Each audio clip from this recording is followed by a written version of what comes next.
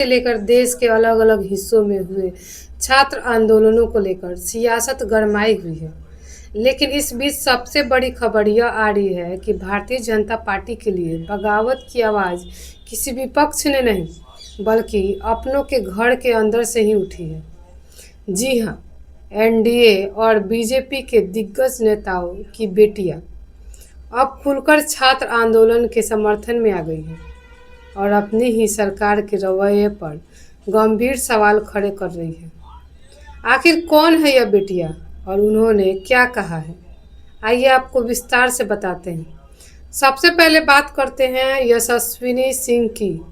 यशस्विनी सिंह उत्तर प्रदेश के पूर्व बीजेपी विधायक विक्रम सिंह की बेटी है। हाल ही में एक अंतर्राष्ट्रीय मीडिया प्लेटफॉर्म पर इंटरव्यू देते हुए यशस्विनी ने छात्रों के प्रदर्शन का खुलकर समर्थन किया। उन्होंने पूर्व शिक्षा मंत्री धर्मेंद्र प्रधान के इस्तीफे से लेकर नए शिक्षा मंत्री की नियुक्ति तक पर सवाल उठाए। यशस्विनी का कहना था कि सरकार के रवैये में जवाबदेही नाम की कोई चीज़ नहीं दिखती, यानी कि पिता बीजेपी में है लेकिन बेटी ने सरकार के कामकाज पर सीधे सवाल खड़े कर दिए हैं। अब बात करते हैं दिविसा महंता की। दिविसा असम की हेमंत बिस्वा शर्मा सरकार में मंत्री और एजीपी के नेता केशव महंता की बेटी है। दिल्ली के जंतर मंतर पर छात्रों पर पुलिस कार्रवाई हो रही थी, उसके विरोध में विदिशा गुवाहाटी की सड़कों पर उतर आई। उन्होंने हाथ में बैनर लेकर प्रदर्शन किया और शांतिपूर्ण प्रदर्शन कर रहे छात्रों पर लाठीचार्ज और आंसू गैस छोड़ने की कड़ी निंदा की। जब इस पूरे मामले पर असम ने मुख्यमंत्री हेमंत बिस्वा शर्मा से सवाल पूछा गया तो उन्होंने कहा कि अगर कल को मेरा बेटा मेरे खिलाफ खड़ा हो जाए तो उसमें कोई क्या कर सकता है। बच्चों की विचारधारा को उनके पिता की विचारधारा से जोड़कर नहीं देखना चाहिए।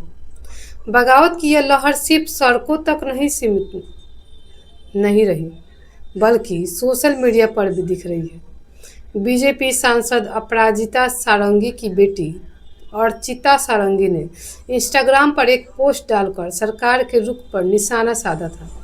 हालांकि बाद में उस पोस्ट को डिलीट कर दिया गया और सांसद अपराजिता सारंगी को इस पर सफाई देनी पड़ी कि स्टोरी अनजाने में पोस्ट हो गई थी।